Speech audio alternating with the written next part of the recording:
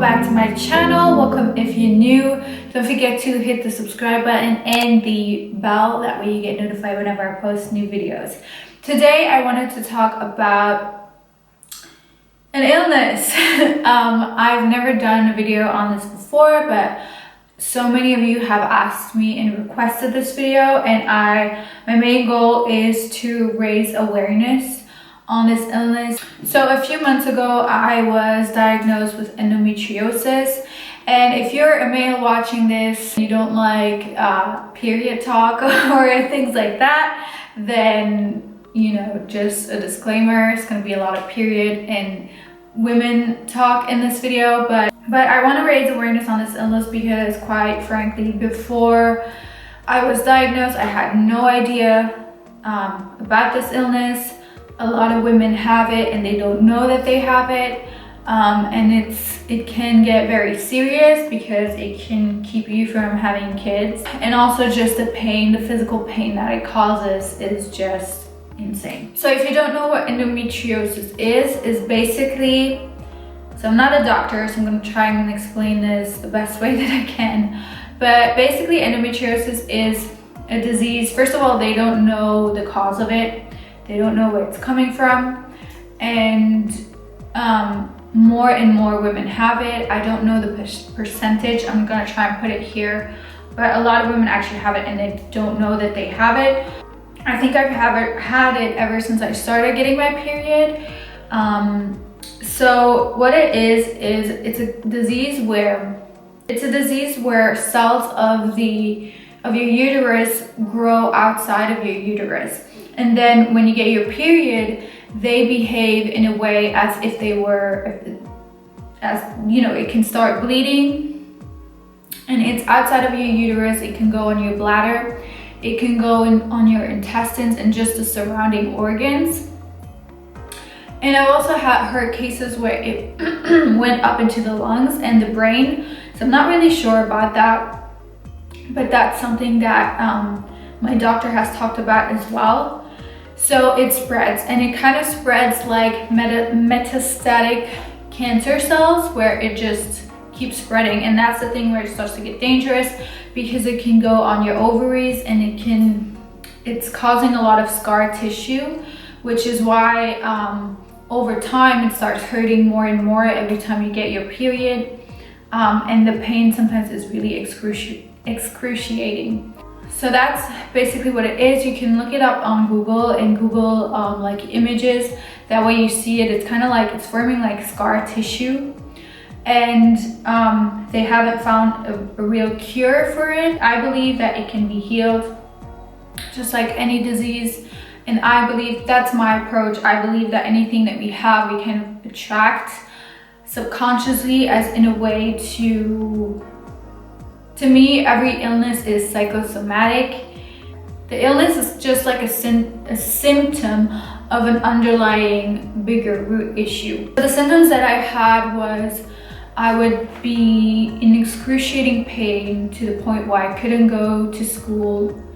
And that was when I was 14. I would scream, like I would scream and cry of pain, and I usually never cry of pain. I would faint. Sometimes I would faint, and then right after I would throw up. Or I'd also be very emotional, and sometimes the pain would start tiredness, a lot of fatigue, and sometimes the pain would start after, like, on day 16. So basically just like almost 2 weeks before getting your period. So that's almost half of your life, kind of being tired and in pain. I would just get really, really tired. And I've never had any doctor tell me that I might have endometriosis. I've never heard about it until last year. So that's the thing where, you know, I think we're kind of going into, you know, more people are talking about it, and that's why I want to talk about it as well, because it's kind of like weird when you think of it. No one ever talked to me about it, and I was just left thinking that I was just unlucky and had these painful periods, but nothing was wrong, you know, until like I think it was in September of last year. was in so much pain. It was like a 9 out of a 10. And I've had this like repeatedly. And I posted about it on Instagram, and a lot of you were saying, you know, you have to get checked for endometriosis. I've had my mom tell me this before already, but I was like, I don't think I have endometriosis, you know, I'm fine. And more people told me to actually get checked. So I did. I went to the doctor and I said, it's only when I went to the doctor and I asked for a specific exam to see if I have endometriosis that someone actually took matters in hand. So don't be afraid to talk to your doctor about it, because that's very important. Because to me, no one ever came to me saying, no doctor ever came to me saying you might have endometriosis. I'm not saying that all doctors are like that. That was just my experience. So when I've been diagnosed, it kind of hit me for a few days. I was really, really sad, because, you know, doctors just give you like the diagnosis and that's it. They're not your therapist. They're not here to help you go through this emotionally. I was kind of like really sad, but at the same time, I was kind of like in warrior mode, and I was like, this is not going to stop me. I'm going to heal this in whatever way. So the options that doctors give you is either you can get your uterus removed, you have to get surgery. If you have a lot of scar tissue, you have to get surgery to get it removed. But then the thing is, the tissue grows back because they haven't found a cure for this disease. The tissue always grows back. So you can get surgery, but then let's say 5 years from that surgery, you'll have to get another one because more tissue will have grown back. Or they will tell you to get kids, because that actually helps with the pain. A lot of women that have gotten kids, have had kids, their endometriosis is either gone after having had kids, or it's just a lot better. But then how do you have kids? First of all, not everyone. Some women might not want to have kids or have had already kids. But then again, if you can't get pregnant because of the disease, it's like a vicious cycle. So I've just been left like, there must be another way. And that's why it's taken me so long to make this video, because I tried to heal myself. And I've managed to heal myself naturally. I think it's 6 months since I've had the diagnosis. And the thing is, I wanted to wait. I still have medical exams to do. I wanted to wait until I get the results from those tests back, so I really, really know on paper. But the thing is, I missed my first exam. And whenever you make an appointment, it's like a 3-month waiting list. So it's really long. So I still have to wait to get that test done, and I'll probably do another video right after that. But what I can say is that I have tried to go to the root cause of this issue, and I've had people help me with this. You can do this you can try hypnotherapy.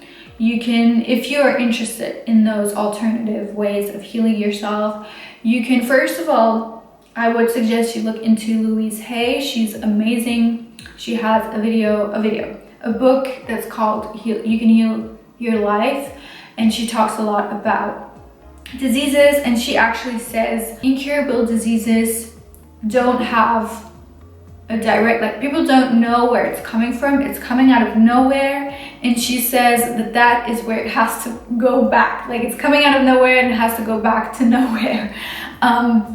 Because they really don't know, and it's kind of like a mystery.